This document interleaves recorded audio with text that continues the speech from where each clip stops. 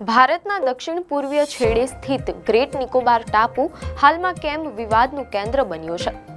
Great Nicobar પ્રોજેક્ટમાં આખરે વિવાદ શું છે? ભારતની દરિયાઈ તાકાત વધારનારી આ યોજના પર પર્યાવરણવિદો કેમ લગાવી રહ્યા છે પ્રતિબંધની માંગ?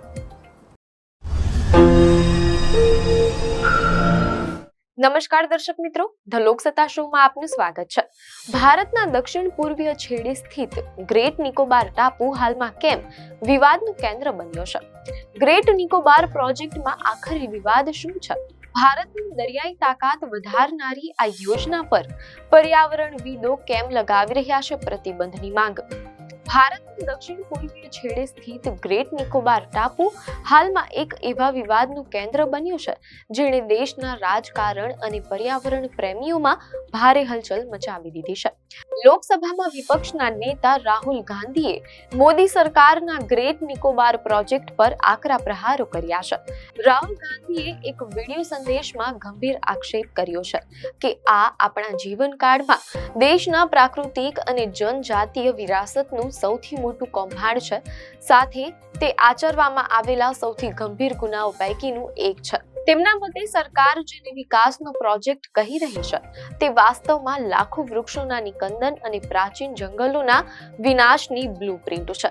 ગ્રેટ નિકોબાર પ્રોજેક્ટ માત્ર એક બંદર નથી, પરંતુ તે એક વિશાળ ઇન્ફ્રાસ્ટ્રક્ચર હબ છે. મીડિયા અહેવાલોમાંથી પ્રાપ્ત માહિતી મુજબ 166 ચોરસ કિલોમીટરના આ પ્રોજેક્ટમાં એક આંતરરાષ્ટ્રીય કક્ષાનું ટ્રાન્સશિપમેન્ટ પોર્ટ, એક અત્યાધુનિક એરપોર્ટ, ટાઉનશીપ અને પાવર પ્લાન્ટનું નિર્માણ સામેલ છે. કેન્દ્ર સરકાર આ યોજનાને આર્થિક અને વ્યૂહાત્મક દ્રષ્ટિકોણથી અત્યંત મહત્વપૂર્ણ માની રહી છે. મીડિયા અહેવાલો અનુસાર સરકારનું માનવું છે કે આ પ્રોજેક્ટ ભારતને સુએઝ કેનાલ અને મલક્કાની સામુદ્રધુની જેવા વૈશ્વિક વેપાર માર્ગો સાથે સીધું જોડાણ આપશે, જેનાથી ભારતની દરિયાઈ તાકાત અનેક ગણી વધી જશે. રાહુલ ગાંધીએ તાજેતરમાં ગ્રેટ નિકોબારના જંગલોની મુલાકાત લીધી હતી, જ્યાં તેમણે આ પ્રોજેક્ટના પર્યાવરણીય નુકસાન અંગે ચિંતા વ્યક્ત કરી હતી. તેમણે જણાવ્યું હતું કે ત્યાંના વૃક્ષો લોકોની યાદો કરતા પણ જૂના છે અને પેઢી દર પેઢી ઉછર્યા છે. 160 ચોરસ કિલોમીટરના વરસાદી જંગલનો નાશ કરવાના સરકારના નિર્ણયની ટીકા કરતા તેમણે કહ્યું કે આ એ સમુદાયો પ્રત્યેની ઘોર અવગણના છે જેમના ઘરો છીનવાઈ રહ્યા છે. રાહુલ ગાંધીના વિરોધ સામે ભારતીય જનતા પાર્ટીએ અત્યંત આક્રમક વલણ અપનાવ્યું છે. ભાજપે સોશિયલ મીડિયા પર સવાલ ઉઠાવ્યા છે કે રાહુલ ગાંધી ભારતની સુરક્ષા સાથે જોડાયેલા પ્રોજેક્ટનો વિરોધ કેમ કરી રહ્યા છે.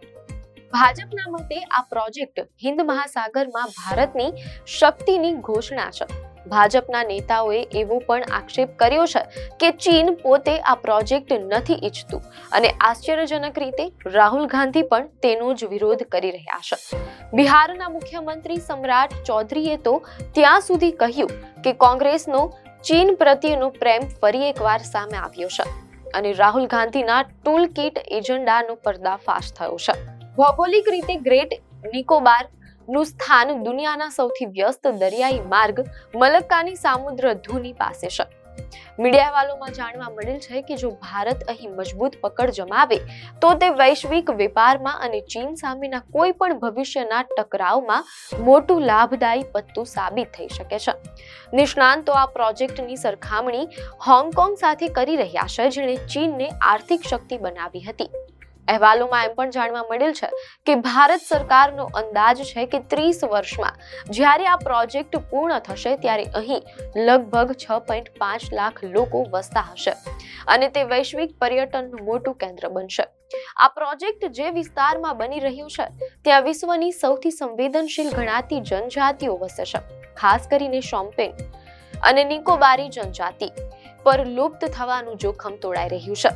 શોમ્પેન લોકો વિચરતી જાતિ છે જેઓ જંગલના ઊંડાણવાળા ભાગમાં રહે છે અને તેમાંથી બહુ ઓછા લોકોનો બાહ્ય દુનિયા સાથે સંપર્ક છે તેમ અહેવાલોમાં જાણવા મળેલ છે.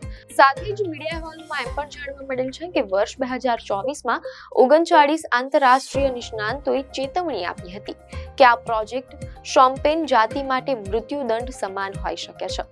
બહારથી આવતી મોટી વસ્તીને કારણે ફેલાતા રોગો અને આધુનિક દબાણ તેમની હજારો વર્ષ જૂની જીવનશૈલી અને અસ્તિત્વ જોખમમાં મુકાઈ શકે છે.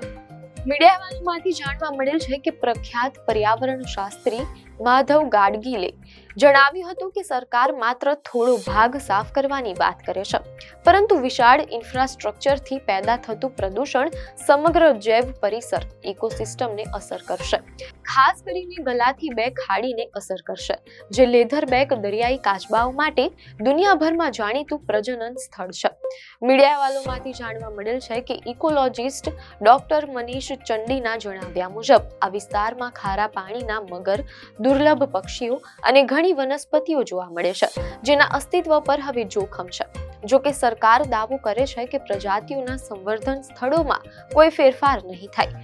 સરકારના પોતાના આંકડા મુજબ આ પ્રોજેક્ટ માટે ટાપુના કુલ વિસ્તારના 130 વર્ગ કિલોમીટર કે 14% જ જંગલ સાફ કરવામાં આવશે. આ પ્રક્રિયામાં અંદાજે 9.5 લાખથી વધુ વૃક્ષો કાપવામાં આવશે. જો કે પર્યાવરણવિદો માને છે કે વાસ્તવિક સંખ્યા આનાથી ઘણી વધારે હોઈ શકે છે.